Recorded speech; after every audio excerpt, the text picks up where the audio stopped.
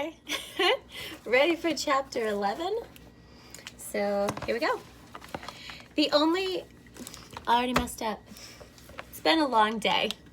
Rewind. Chapter 11. The car only went 30 giant steps before it commenced to bucking and finally cut right off. The vampire guy finally caught up with me. He was looking very surprised. He just tapped on the window with his knuckle. He said, "Roll the window down for a minute, bud." Sometimes it's terrible to have been brought up proper. I couldn't help myself. I rolled the window down just enough so that our words could get in and out, but his hand or claws couldn't. He said, "Okay, what's this?" I said, "Don't you think I can read? How come you're carrying a real human blood around in your car?" I showed him my jackknife. "I'ma warn you. I know how to kill vampires. This knife is genuine solid 24-karat silver." He put both of his hands over his face and shook his head back and forth a couple of times. He said, "Sweet baby Jesus, why me?"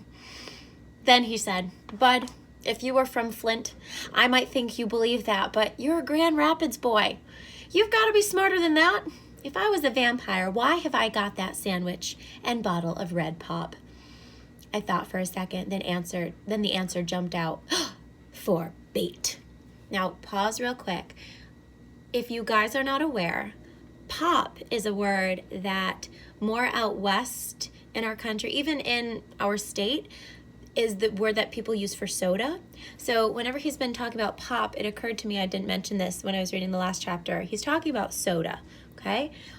Also, he said, "But you're a Grand Rapids boy." Is Bud a Grand Rapids boy? No, he is not. He is lying. He is from Flint, Michigan. But he does not want this new man, of whom we still have to learn his name, he doesn't want him to know that, okay? He put his hands back over his face. Ugh! This time when he pulled them away, he was laughing. He said, "Bud, if I was a vampire, I wouldn't have to catch little boys. I'd just stick my fangs into one of those bottles and have my supper. Besides, where have you ever heard of a vampire that knew how to drive a car?" Well, that made sense. In all the moving picture shows I've seen and all the books I've read about vampires, I never could think of seeing one that could drive a car. But I wasn't going to take any chances. "Could I please see your teeth, sir?" "What?" "Your teeth, sir." The man mumbled something, shook his head again, then leaned close to the window and glass and opened his mouth. Even though he didn't have fangs, his teeth still looked kind of scary. They looked like they could bite a pretty good grapefruit-sized chunk right out of you. Then he said, "Bud, I've got to get this blood to Hurley Hospital in Flint. They need it right away for someone's operation. I can look at you and tell you're far too smart to believe in any nonsense like vampires, son. Be a good boy and open the door." Well, I pulled the lock up for him and scooted over to the passenger side of the car. I unlocked my door just in case he had any tricks up his sleeve. He got in the car and said, "You'll never know how grateful I am for you, Bud. I'll take that horrible image of you putting the car in gear to drive away while I stood by the side of the road in Owasso, Michigan at 2:30 in the morning to my grave with me. Thank God you don't know how to drive." "No, sir, but if you'd have showed me some fangs, I'd have learned real quick." Just in case, I watched the way he put the car in gear, so the next time something like this happened, I'd know how to make a clean getaway. Me and the man headed back toward Flint, driving over the same road it took me so long to walk. Going like this, I wasn't never going to get away from this doggone city. We hadn't been driving for a minute before he started asking a whole slew of questions. Questions that I had to be very careful about giving the right answers to. He said, "Don't you feel bad about worrying your mother like this, Bud, not Buddy?" "My mother's dead, sir. Most times, if you tell an adult that, they'll leave you alone. But not this man." "What? Oh, I'm sorry to hear that, Bud. So, you stay with your daddy?" "Yes, sir." "Right in Grand Rapids?" "Yes, sir." "What's his name? Does he work for the railroad?" "No, sir." The seed started sticking its head out further and further. "His name is Herman E. Calloway, and he plays the biggest doggone fiddle you'll ever see."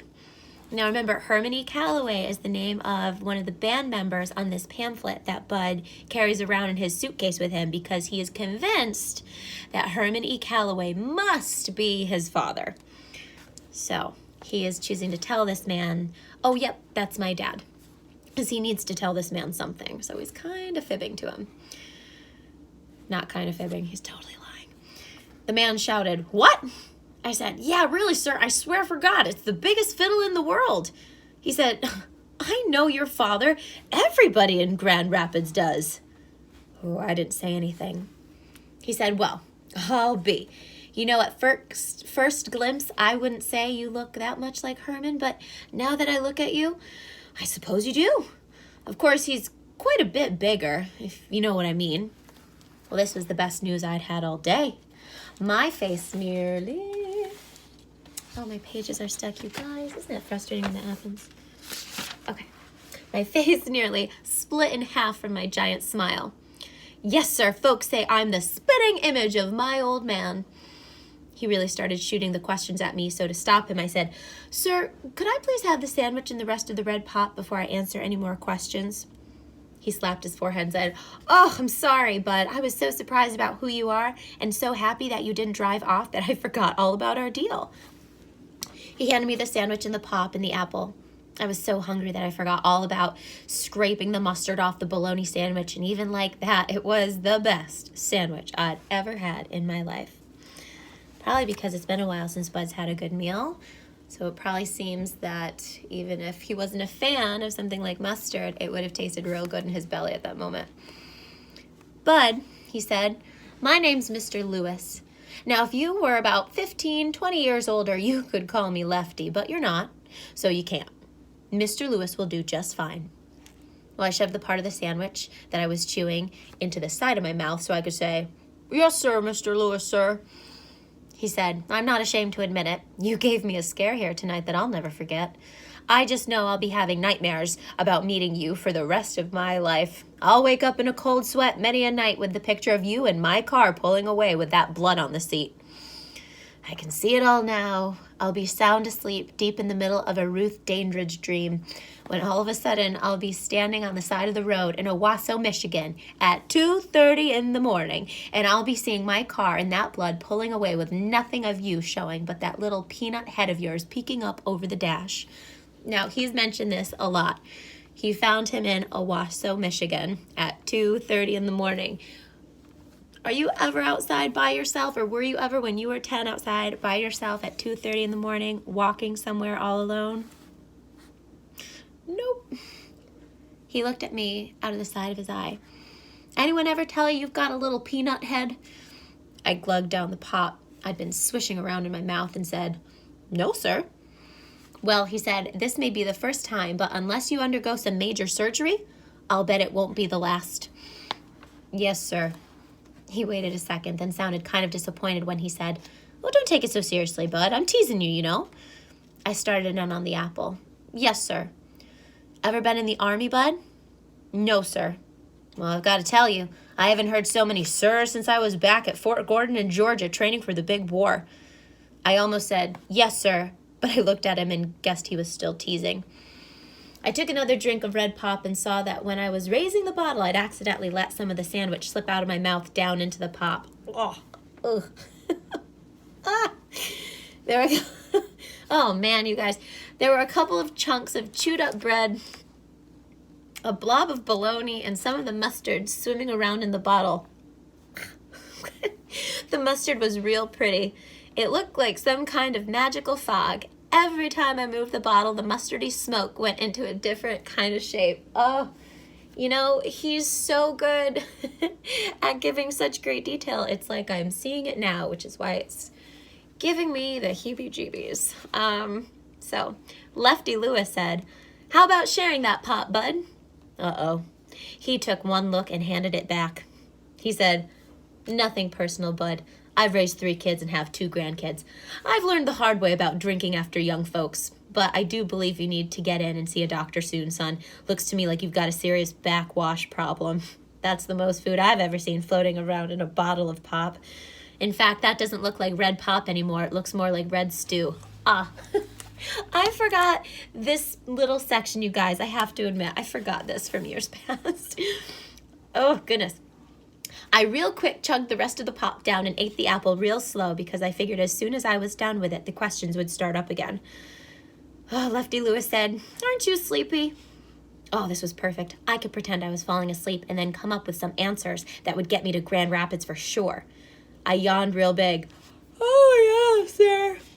A little bit, sir. All right, here, give me that core. I think the only thing that's left is a seed or two anyway. I handed him the apple core, and he put it in the wax paper from the sandwich in the paper bag. You just stretch out there and have some sleep. In about an hour, you'll be in a nice, comfortable bed. We can have our talk in the morning. He reached in the back seat and said, here, and handed me a jacket. You can use this for a blanket. The jacket smelled real good, like spice and soap. Lefty Lewis said, oh, Bud not Buddy, one more thing before you doze off. Could you reach over into that box and hand me one of those bottles of blood? I haven't had a bite to eat all day. I kept my eyes closed, and I smiled. I knew I was going to be safe, because I'd never heard of a vampire that could drive a car, and I'd never seen one that had such a good sense of humor. Besides, I kept my jackknife open under my leg, and he looked like he'd believe me when I told him it was made out of real silver, even though it probably wasn't. As soon as I had the jacket over me, the smell of the spice and the soap and the sound of the crickets and toady frogs outside made my eyes get real heavy. Wow! I must have been real tired. Walking and ducking in and out of the bushes between Flint and Owasso was a lot more work than I thought it was. Most of the time since Mama died, if someone even walks close to where I'm sleeping, I'm up in a flash. My eyes fly open and I'm looking right at them. At one of the foster houses where I'd stayed, a woman told me she knew I was going to be a criminal because anyone who sleeps that late has got to have a guilty conscience. Most of the time, the sound of someone else going from sleep breathing to awake breathing in the same room as me is enough to get me up.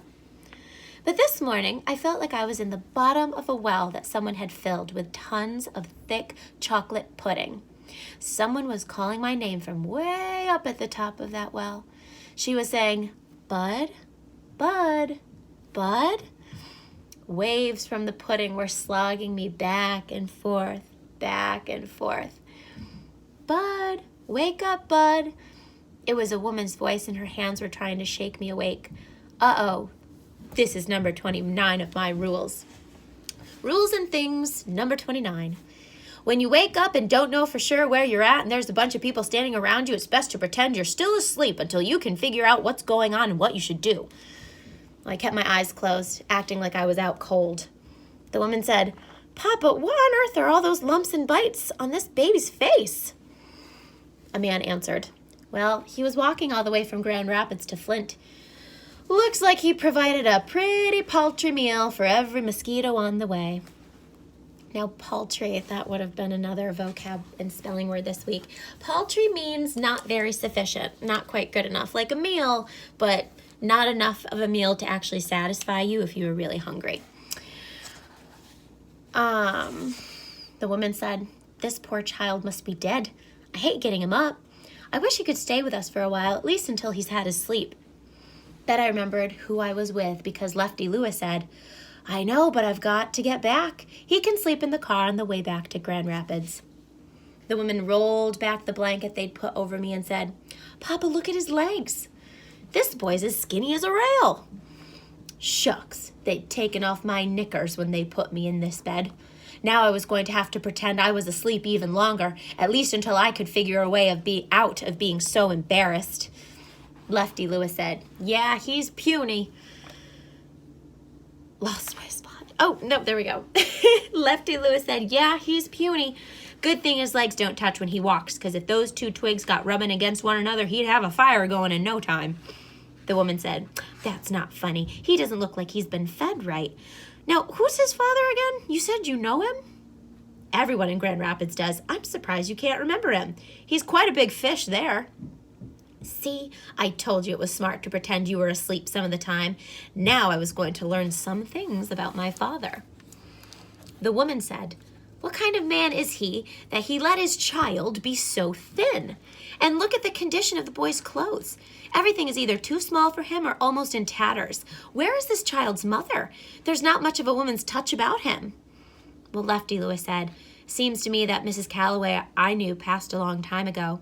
The boy says he's 10, and I'm sure she died quite a while before that, but you know how musicians are. There must be at least a few Mrs. Calloways I don't know anything about. Well, that meant my dad was married to someone before he married my mom. Lefty Lewis's daughter said, well, I think that's a sin. I'm of half a mind to keep this boy for a while to put some fear in his daddy's heart, but he probably wouldn't even miss him. Lefty Lewis said, now you stop being so judgmental. Herman's got a reputation for being no nonsense, but not mean. Does this child have any brothers or sisters?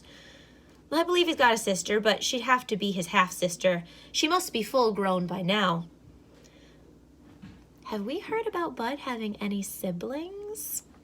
We haven't heard about that, so he's either learning new information or Lefty just thinks that he has a sister. The woman pulled the blanket back over my legs and shook me again. I was glad I could stop pretending I was asleep. I was sick and tired of hearing about how skinny I am and what a mixed-up family I come from. She said real soft, Bud, wake up. Come on, sweetie, I've got a nice breakfast waiting for you. Food. I started blinking and acting like those were the first words I'd heard that morning. I said, huh? Like I was kind of confused. The woman smiled real big and said, oh, I see that got your attention, didn't it? Good morning, young man. Good morning, ma'am. Good morning, Mr. Lewis. He said, hey, you remembered my name. I'm impressed. Good morning, Walkin' Willie. We've got to hit the road in a bit. Better hurry up and get some food in your belly. He acted like he was whispering just to me when he said, the food in this joint ain't the best, but I guarantee after you eat here, you won't be hungry for days. This meal's gonna be sitting on your stomach like a rock for a good time. The woman said, ignore him, Bud. My father doesn't mean anything. He just can't stop teasing. I said, I know, ma'am. He told me I've got a head shaped like a peanut. The woman slapped her father on the arm. Papa, I can't believe you've teased this child already. What is on your mind? Lefty Lewis rubbed his hand over my head and said, look at this noggin. I rest my case. Boy looks like one of George Washington Carver's experiments sprouted legs and run off.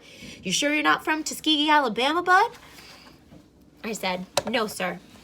The woman sucked in her lower lip and swallowed a smile before she said, see, Bud, he can't help himself, but he really doesn't mean anything, do you, Papa? The way she asked that, you'd have to be pretty stupid not to know how to answer her.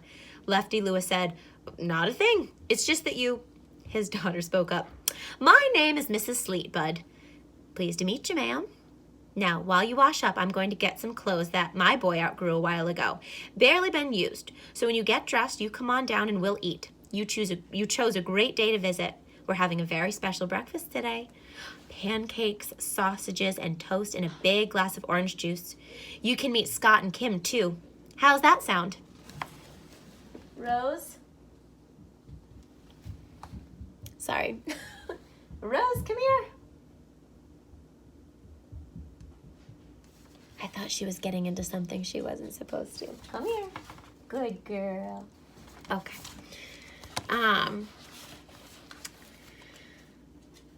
That sounds real good, ma'am. Thank you very much. Don't mention it. It's a pleasure to have such a well-mannered young visitor.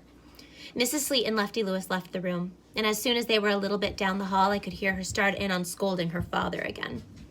I just can't believe it. You know, Mama was right about you. Well, I could hear next was him mumbling some answer, then her slapping his arm. After I got out of the bathroom, I saw that Mrs. Sleet had put some clean clothes on my bed. My old clothes were gone, all except for my drawers, which I hadn't taken off. Not dresser drawers. Drawers is another term for underwear, so if any of you are like, why would he be wearing furniture? That's not what that means. She even put clean drawers out for me, so when I put them on, I stuck my old ones down in the pocket of my new pants. I could ditch them when I got to Grand Rapids. It's too embarrassing to have strangers look at your dirty drawers, even if the stranger is as nice as Mrs. Sleet. The new clothes were just a little too big, but they were long pants and not knickers, so I didn't care. I rolled cuffs into the pants and sleeves, and they fit pretty doggone good. Man, my first pair of trousers. I let my nose lead me down to where the smell of pancakes and toast was coming from. The Sleets had a room for eating, and it had a great big table right in the middle of it. The first thing I noticed was a huge pile of pancakes sitting on a blue and white plate on top of the table. Lefty Lewis was sitting with Mrs. Sleet's kids. The little girl had a big smile, and the boy was looking at me kind of hard. It wasn't one of those put your dukes up looks. It was just a look like one dog gives another dog that might be passing through his neighborhood. Lefty Lewis said, Bud, These two worrisome midgets are my favorite grandkids. Kim is my favorite granddaughter, and Scott is my favorite grandson. Of course, they're my only grandkids, so in fairness, you'd have to say they're also my least favorite grandkids. These two kids had had a lot of practice being around their teasing old granddad because they didn't even pay him no mind at all. I said, "Hi, my name is Bud, not Buddy." The little girl said, "Well, that's a strange name, Bud, not Buddy." And even though she was kind of young and scrawny to be teasing folks, I could tell that that was exactly what she was doing. Lefty Lewis laughed and said, "That's my girl," then went into the kitchen. Scott looked up to make sure that the grown folks weren't around and said, "You really run away from home?" I had to stop and think. It's one thing to lie to a grown-up. Most adults want to hear something that lets them take their attention off you and put it on something else. That makes it easy and not too bad to lie to them. You're really just giving them what they want. What do you think about that? I don't know how I think about that. It's different when you lie to another kid. Most times kids really do want to know Most times kids really do want to know what they're asking you. I guess I'd been thinking too long because he said, "You run all the way from Grand Rapids to Owasso? Was it because your daddy used to beat you?" I could answer that with the swear for God truth. Shucks, my daddy never laid a hand on me in his life. Well, then how come you run? I didn't like where I was. That wasn't a lie. Well, if you're lying about your daddy beating you, you better scram right after breakfast because my Gramps is taking you straight back home. My daddy never laid a hand on me. The little girl said, "Scott, you talk too much. Let him sit down." Then she told me, "Mama's going to be bringing the sausage in a minute. You like sausage?" "Uh-huh." I mean, I never had sausages before, but if that was what was making the house smell so good, I was going to love it. Kim said, "Good, because my grandpa brought them all the way from Grand Rapids." Starting to get tongue-tied, goodness me. "He always brings us good food, and we're going to share it with you, because Mama says you're our special guest, and we have to treat you nice. Am I being nice?" So far." "Good. I'll make a deal with you." "Uh-oh. What kind of deal?" "I'll sing a song that I made up all by myself, and when I'm done, I get to ask you one question you have to answer, and cross your heart you'll tell the truth." This didn't sound too bad. "Okay. Here it goes. Took me a very long time to make this song up, so I hope you like it." Oh dear. You get to hear me sing. The boy said, "Oh, brother." Kim sang, "Mommy says no, Mommy says no. I listen, you don't. Wah, the buildings fall down, the buildings fall down. You get crushed, I don't. Wah." Boy, that was about the worst song I had ever heard. Kim stood up and bowed like a princess. I clapped my hands together kind of soft under the table. She said, "Thank you very much." Scott just shook his head. Kim said, "Okay, that's my part of the deal. Now you've got to keep your part and answer any question I ask." "Okay. Now you can tell me all about how your mother died." Scott's foot kicked her under the table. I said, "Who told you my mama died?" The little girl said, "Oops," and stuffed something from her hand into her mouth. "My mama got sick. She died real fast. She didn't feel no pain or no suffering." Kim said, "Well, I hope my mother never dies." Scott said, "Stupid. Everybody's got to die." Kim said, "Oh, I'm telling Mama you called me stupid." He said, "You do, and I'll tell her that you've got one of those pancakes in the pocket of your dress." She shut right up. I told her, "He's right. Everybody's got to die. It's not sad unless they do it real slow and suffer. My mama died so quick and painless that she didn't even have time to close her eyes. She didn't even have time to make a face like she was hurting." Both of Lefty Lewis's grandkids looked real surprised at this news. Mrs. Sleet came into the room with another blue plate covered with little round pieces of meat. Those had to be the sausages. She saw the way her kids were looking at me with their mouths half open and said, "Now you two aren't talking Bud's ear off, are you?" Scott said, "No, Mama, I'm not, but Kim's coming real close to." Kim said, "I was not. I was just making pleasant conversation." Mrs. Sleet laughed and set the plate at the table right in front of me. Lefty Lewis came out with a big glass jug filled with orange juice and sat down next to me. Mrs. Sleet sat down and said, "Scott and Kim, would you say the grace, please?" Everyone ducked their heads down, and the two kids said, "God is great. God is good. Let us thank him for our food. Amen. Then people started passing the big blue plates. Low power mode. Let's hope this lasts. Then people started passing the big blue plates around and stabbing toast and pancakes and sausages with their forks. I watched to see how much everyone took and tried to take the same. Then I started to watch how much food the two kids put on their fork every time, so I wouldn't look like a pig. Lefty Lewis noticed I was taking a long time and told his daughter, "See what I told you, Nina? Poor Bud Not Buddy's so skinny his stomach has shrunk down so much that just smelling the food has got the boy full." Oh well, I guess that just means more food for the rest of us. Everyone except for me and Mrs. Sleet yelled a big cheer. Eating with the Sleets and Lefty Lewis was really hard to do. Not because they'd bad table manners or nothing, but because they talked through the whole breakfast. And they kept trying to get me to talk too. At the home, after grace was said, we weren't allowed to say boo. Eating and being quiet is a hard habit to break. Every time one of these Sleets would talk to me and look at me like they expected an answer, I'd look around first to make sure no one was watching. At the home, if you got caught talking during mealtime, you'd have to get up and leave your food. If these Sleets had to live under those rules, they'd all starve to death. They talked after every swallow. They talked after every drink they took. They talked whilst they were wiping off their lips. Shucks, the little girl Kim talked with milk running down her throat. Some of the time, her words got gluggled up in what she was swallowing, and they laughed. Oh man, did they laugh. It was hard to tell whose story they were laughing at. They were doing so much chattering. Lefty Lewis was talking about radio shows, and Scott was talking about going to a baseball game to watch Lefty Lewis pitch, and Kim was talking about a little girl she didn't like, and Mrs. Sleet was talking about some people called redcaps. Kim said to her mother, "Mommy, can't you tell that Bud Not Buddy doesn't know what a redcap is? You gotta explain better." Mrs. Sleet said, "Oh, I'm sorry, Bud. Redcaps are the men who work at the railroad station loading the trains and taking people's bags to their cars. That's what Mr. Lewis does. My husband is a Pullman porter. He takes care of the people once they're on the trains." Kim said, "Yeah, our dad gets to travel all over the country on trains for free." Scott said, "Well, that's because he's working. It's not for free. He gets paid to do it." Lefty Lewis swallowed a big hunk of sausage and said, "And you know what, Bud?